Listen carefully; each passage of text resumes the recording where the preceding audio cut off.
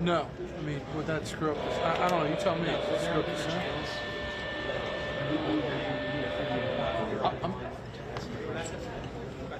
I don't need to hear my question. My questions are usually pretty quick. So I'd rather not F up the sound on the press conference. Trust me, I'm loud enough that they'll hear me. Yeah, sure. Can you sit on your lap? What's that? Can you sit on your lap? Nobody's done that since my daughter was a preschooler, but I'm sure Matthew's done. I just got to pop up for a stand up. No, you're fine right there. You're fine. You're fine. You're fine.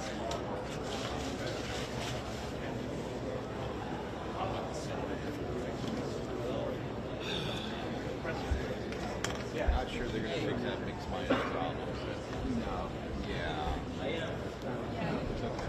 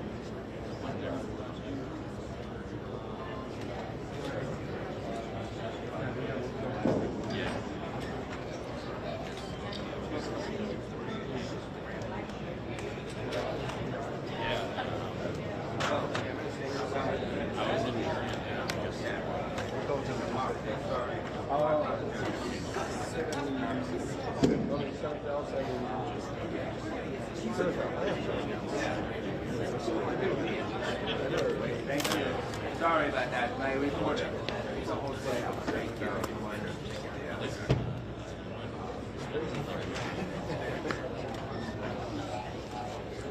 I have been leaving this one on, but I've been turning off the microphone. It's green. Yeah, that's fine.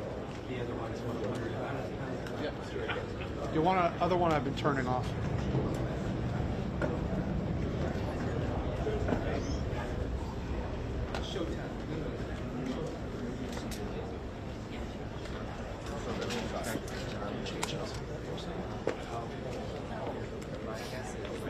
Change them now or later?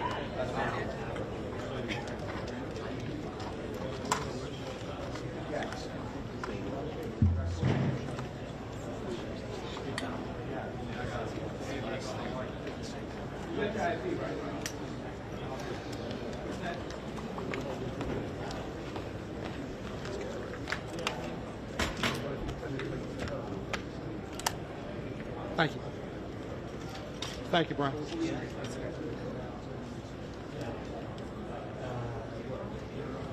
I guess what I actually told him. That's 75.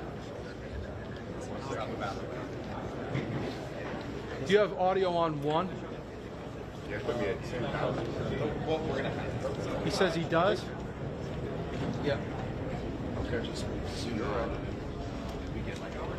Are you guys coming back to us before the presser, or are we just going to wait until after? Okay. Wow. That's what they're saying.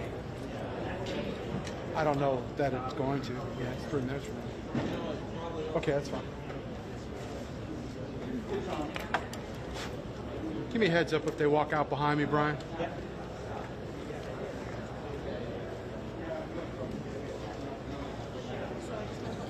Okay.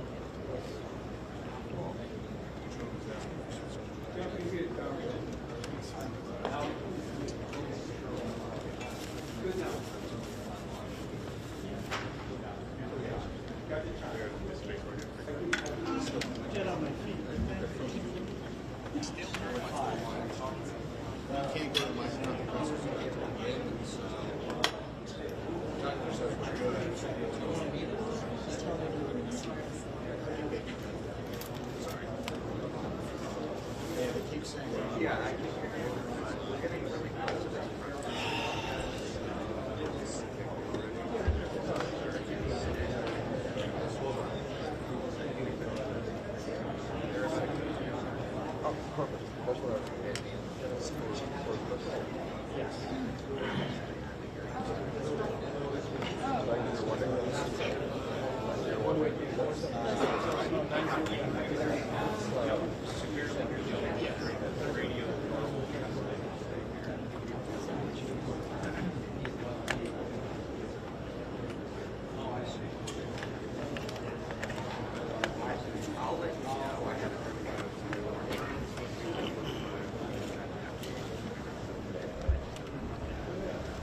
highly recommend it to a 12 rounds. There are so many people here that might actually, they might get things that are big. There's so many people that is NTSB. Should I?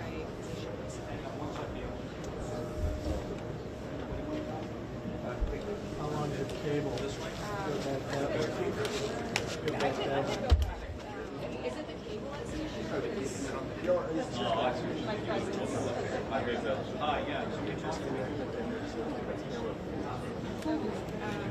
That one, yeah. For some reason, it slides. Oh, yeah.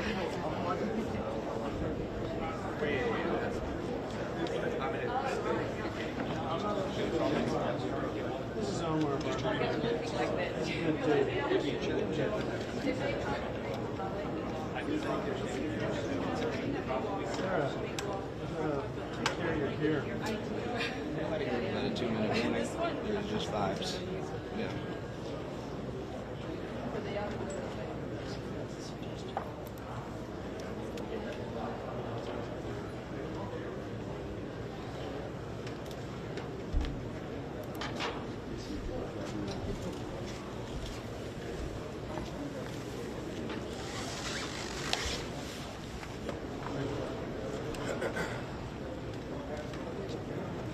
Mic check.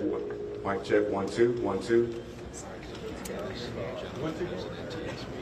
Yeah, scroll out a little bit of what we're probably going to hear here in a couple of minutes. Mic check. NTSB 1 2 1 2. traditionally, Mic check. They open up 1 these 2 pressers. 1 2 3 1 Director of 1 National 1 2 1 Transportation 2 1 Safety 2 Board, 1. which members of NTSB are going to come out here today. We are initially probably going to get what they call a TikTok. What that is, not the social media app, of course. This will be a point-by-point description from NTSB of exactly not only what happened with American Airlines 5342, but also what was going on with that helicopter. NTSB investigators will update us on the recovery efforts that have been going on since about, we're looking at about over 18 hours ago. And then we are also going to get a picture of what the way forward here looks like. And remember, we are only in the early stages of this recovery. They are still pulling victims out of the Potomac River. Now, what we did hear recently was a statement by D.C. Delegate Eleanor Holmes Norton, who is on the Congressional Aviation Committee. We hear 2 minutes? 3 minutes. So we're being told this is going to begin in 3 minutes from right now. What Delegate Norton had said was, to her information on the Congressional Aviation Committee, was that the black box flight recorder, in her words, had not been recovered yet. Now, what we do know from some of the preliminary briefings that have gone on was that the fuselage of this aircraft broke into 3 different parts. So this is one of the primary things that investigators try to do when they are responding to major aircraft disasters like this. Not only the recovery of the victims from the Potomac River, but also getting hold of that flight data recorder and be able to go through the telemetry in that to be able to discern exactly what was going on prior to this mid-air collision, and then what happened in the immediate aftermath afterwards. So again, we do not know what we do not know. The press conference has not occurred yet, but certainly these are all going to be major points of the presentation today as we move forward here with what these federal aviation investigators are looking at, what they have looked at, and what they're going to be looking for in the future. Back to you.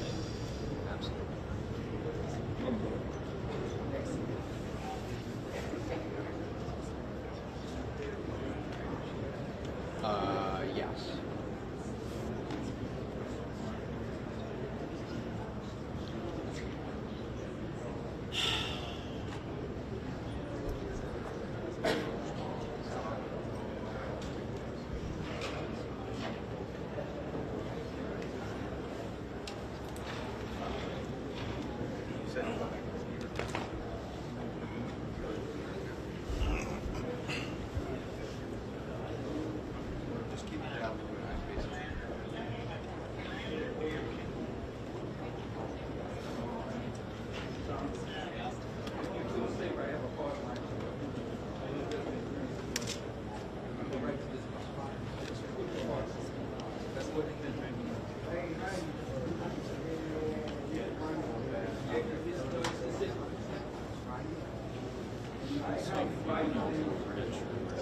all aviation disasters are horrible.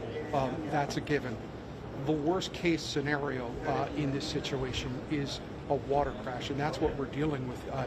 Years ago, I'd gone to an FAA facility in Pomona, New Jersey, and worked with some of the FAA and NTSB investigators, and they have a laboratory there where they actually will go and train investigators on how to decipher exactly what happened in an airline disaster. And back when I had made that trip 20 years ago, the NTSB investigators had told me that is the hardest kind of air disaster to investigate, because not only are you dealing with the tremendous conditions of the water itself, but also the recovery operations of the victims are arduous. So this is a horrible disaster. It's a terrible disaster, but also in the eyes of emergency officials, this is the worst case scenario for their jobs on trying to decipher not only what happened here, but how it happened as well.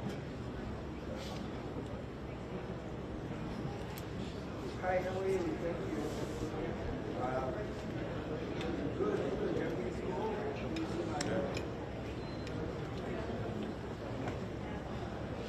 Right.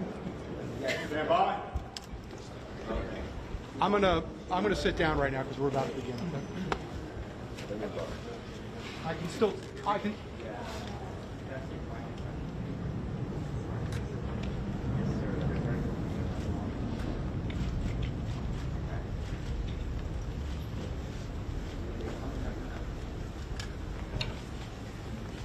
Chapman. Go Chapman. Can't talk. Remember Chapman.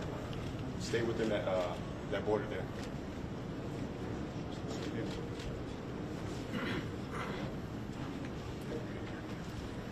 Thank you for joining us. My name is Jennifer Homendy, and I'm the chairwoman of the National Transportation Safety Board.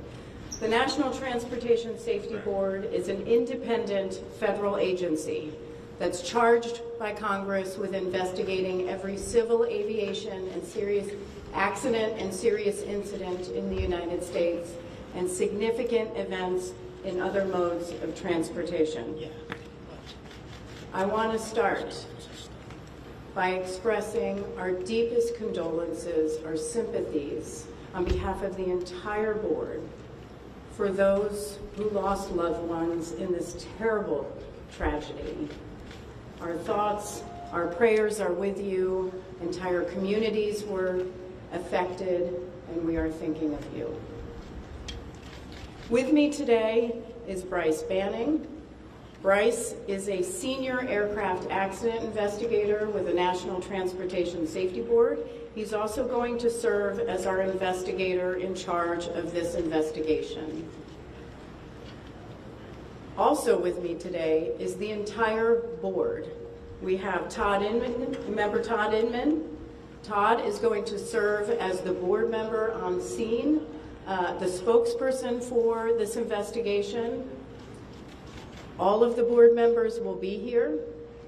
We have Vice Chairman Alvin Brown, member Mike Graham, who lived in Wichita for 20 years, and we also have member Tom Chapman. The NTSB's headquarters is just a mile from here. And so we are all here because this is an all-hands on-deck event. And we're here to assure the American people that we are going to leave no stone unturned in this investigation. We are going to conduct a thorough investigation of this entire tragedy, looking at the facts. Now, with that, I want to level set. When we go to the scene, and we were here last night, we allow the responders to do their important safety mission, which in this case was search and rescue and recovery. We stand back to allow them to do their important safety mission.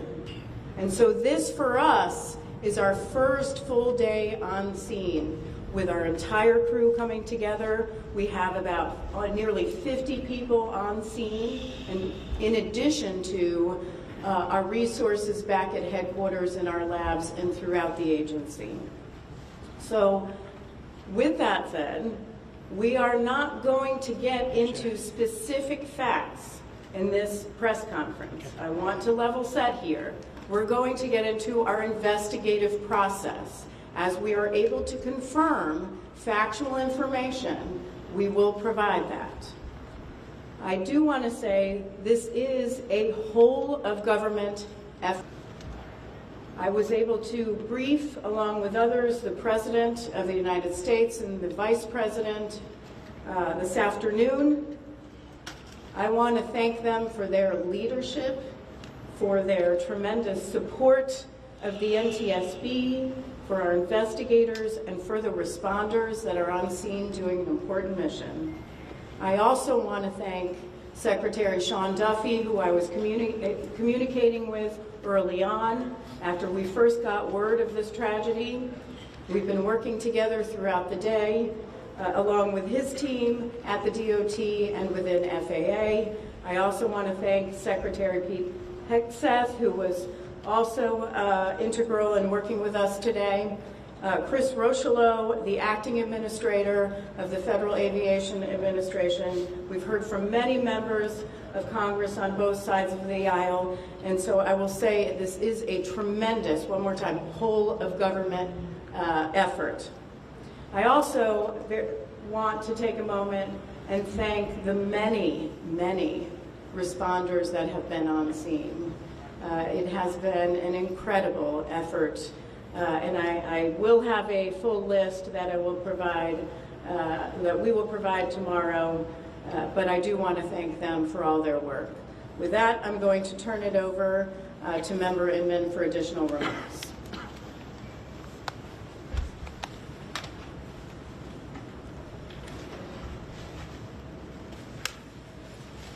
So today is our first road day on scene. Our investigative team will be on scene as long as it takes in order to obtain all of the perishable evidence and all of the fact-finding that is needed to bring us to a conclusion of probable cause. Our mission is to understand not just what happened, but why it happened, and to recommend changes to prevent it from happening again. Since we're just beginning our investigation, we don't have a great deal of information to share right now. We will keep you informed by giving regular updates as we learn more. Our intention is to have a preliminary report within 30 days, and the final report will be issued once we've completed all of our fact-finding and investigation. Now, we will not be determining the probable cause of the accident while we are here on scene, nor will we speculate about what may have caused this accident. Today, we will be going and having an organizational meeting and establishing our parties to our investigation. We currently have the following parties that are already identified: PSA Airlines, GE Aerospace, Sikorsky, FAA, NACTA, which represents the air traffic controllers, ALPA, which represents the pilots, Army, AFA, which represents the flight attendants. The Transportation Safety Board of Canada will be an accredited representative under Annex 13 of ICAO. They will be supplemented by MHIRG as a technical advisor. They were previously known as Bombardier.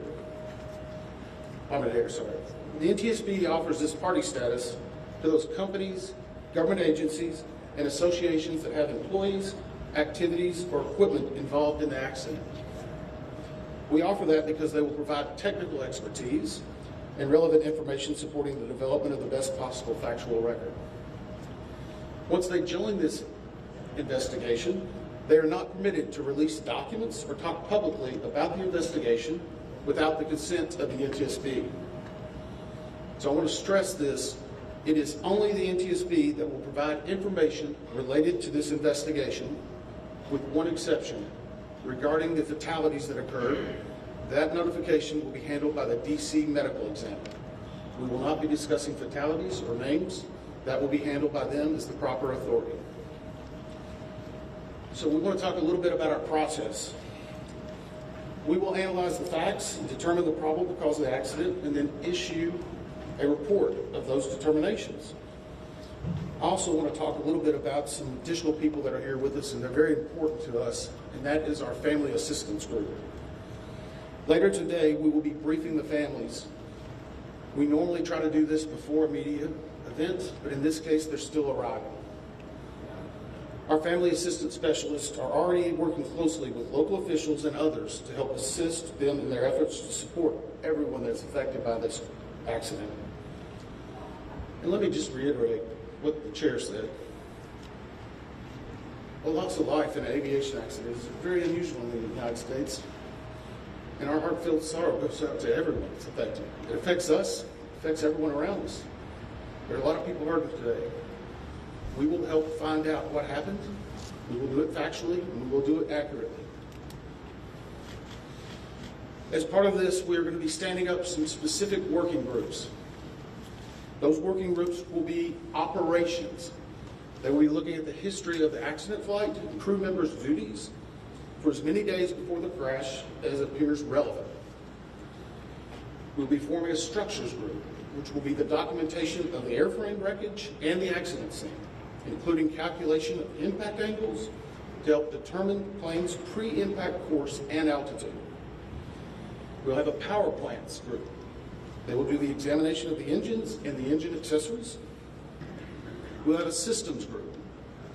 They will study the components of the plane's hydraulic, electrical, pneumatic, and associated systems, together with the instruments and elements of the flight control system. We'll have an air traffic control group. They will do reconstruction and review of air traffic control systems provided to and including acquisition of pertinent flight track surveillance information, what you might typically think of as radar or NTSB, along with controller pilot communications. We will also have a survival factors group. They will be doing the documentation of impact, forces and injuries, community emergency planning, and all crash and fire rescue efforts. Also, due to the unique nature of this crash, we will be having a helicopter group as well. Lastly, we will have a human performance group, and this will not be its own group. It will actually be a part of the operations, air traffic control, and helicopter groups. They will study the crew performance and all before the accident factors that might be involved in human error, including fatigue, medication, medical histories, training, workload, equipment design, and work environment. Now we're going to take a few questions, but I will again stress, we don't have a lot of information now. We will continue to gather that. We will try to release it as we can, but we will only talk about the facts of the case that we know right now. So, I'm going to ask, we'll call on a few people. I'm going to ask that you state your name and affiliation. James Matthews from Sky News. So we've heard from President Trump today talking about DEI hiring policies within the FAA and associating that with the cause of this accident.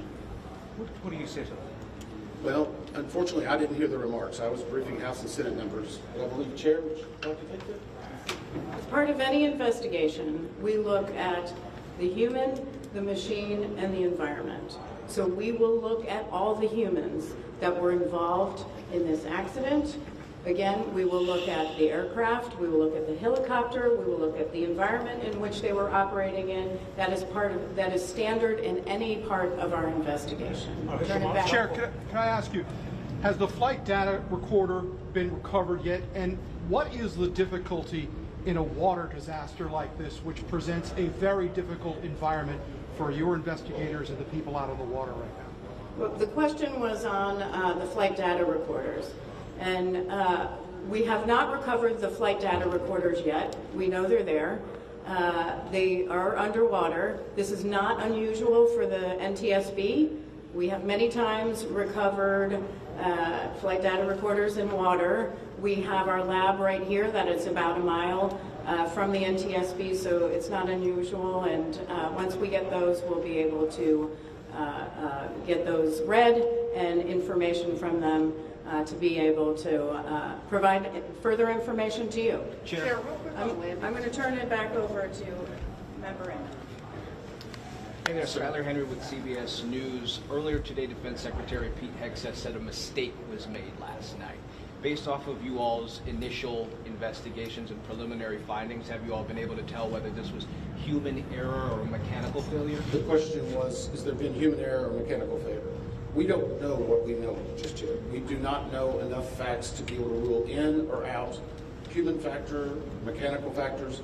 That is part of the NTSB investigative process, where all of these groups will come together.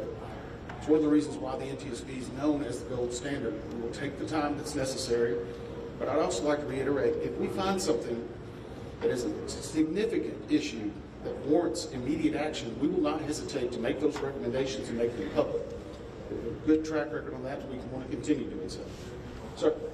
Hello, Sir. Tom Costello with NBC News. Does it hurt your investigative process, maybe for the chairman, does it hurt your investigative process to have the president already suggesting possible causes here as you try to keep an open mind and begin this investigation? Tom, with all due respect, I think the press also likes to state what probable cause is before we get to the probable cause. So what I'm going to say is you need to give us time.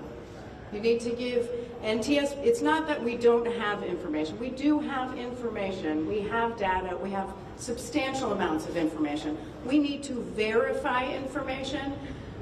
We need to take our time to make sure it is accurate. That's best for you. That's important for the families. It's important for legislators who are seeking answers to try to figure out what they're going to do about this. And so it will take time. We do have a lot of information, but we need some time to verify that. Yeah, member Chase Williams with Fox Business. I'm wondering about the conditions in the tower last night. Were there any performance issues in the past with any of these controllers? Anything of that nature? The question is about controllers. As I said, we're just now forming the groups. The controllers do have union representation, which they're entitled to. They'll be working with our party system and our party groups. They'll be conducting interviews. Those interviews will need to be analyzed, transcribed, and other team members will need to look over it. It will be a long process, but we will go through the entire history. Michelle Gilray, The Independent. My question is for the chairwoman. Can you tell us more about what the president and the vice president's responses were when you briefed them this afternoon?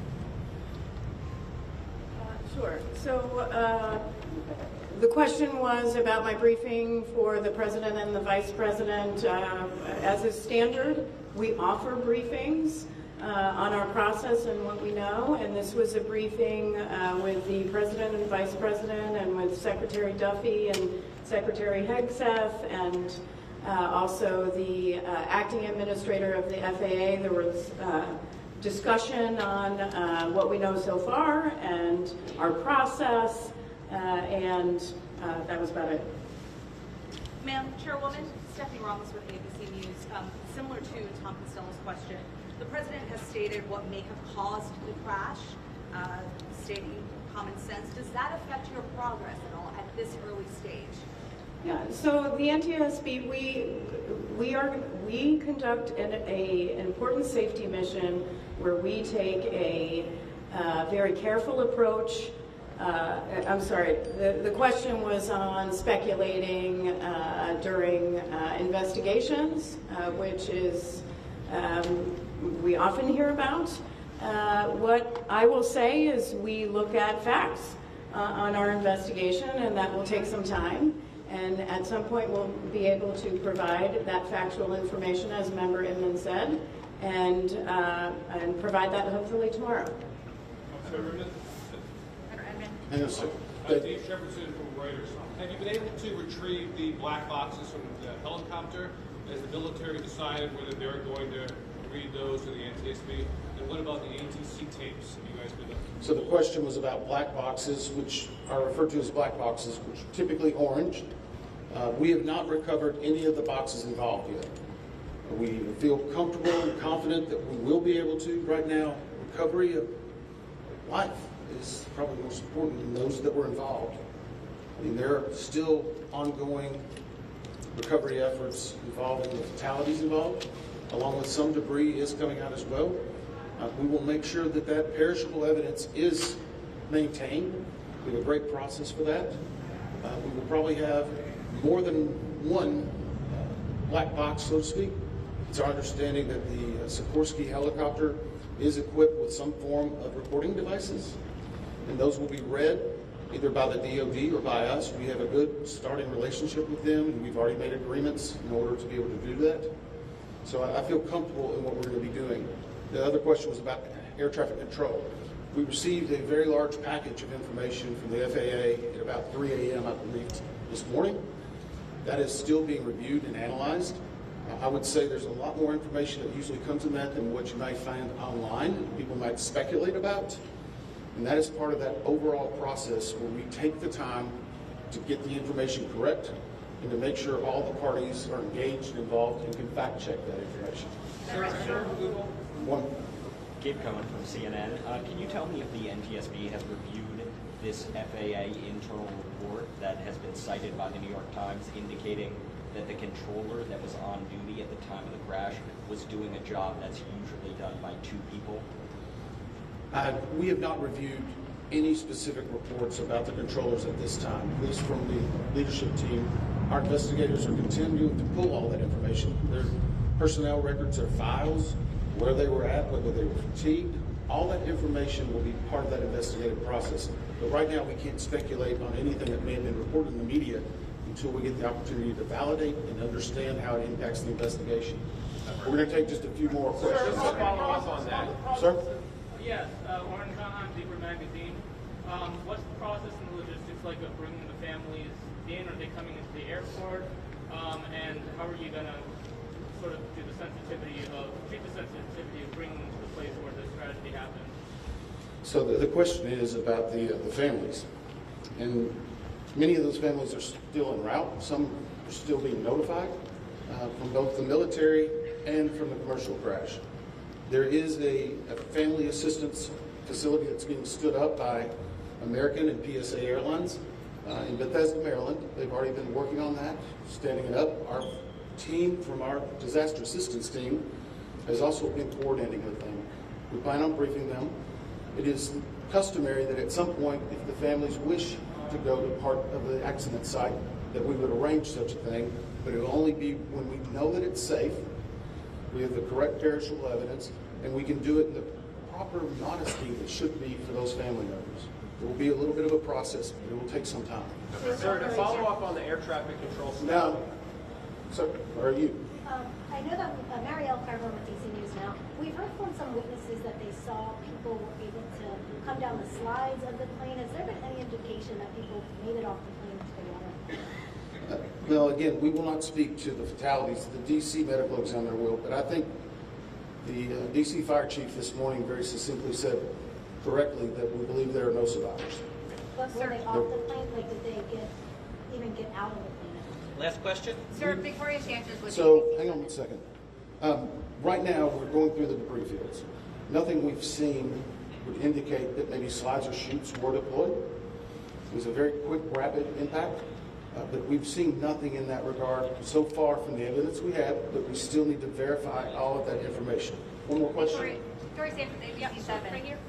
Sure. Are you going to be looking at the family member's cell phone? Go ahead. Jeff Cook, ABC News. What do you know about the altitude of the helicopter at the moment of impact? And can you talk about the procedure for such helicopters in that area? The question was about the helicopter procedures. And in D.C., it's kind of a unique environment. We've been getting briefed more and more by the FAA. I'm not an air traffic control specialist, but they're actually helicopter zones, if you will, or tracks. And this one was transiting, I believe, from track 1 to 4 as part of their normal procedure. If you live in D.C., you see a lot of helicopters going down into this area. So there's a very well-defined system in that regard. As far as altitude, until we get the additional information, we can't validate or basically corroborate any of that until we get more of the electronic data and the data that's on the plane. I do want to clarify one question that also came about cell phones. You know, today's age and time, a lot of electronics and other devices do contain a lot of different information. We've found on a number of our accidents that we actually are notified through a smartphone that may sense that. As part of our process, we will obviously treat all of the effects of the deceased with dignity. We are already starting to pull that information together. If we feel that it's necessary to find or pull some of that information, we will work with the families and make sure we do it in a manner that's respectful for them and their privacy. But right now, we don't have any plans specifically on that amount, on that area until we need to. Thank you very much. Thank you very much.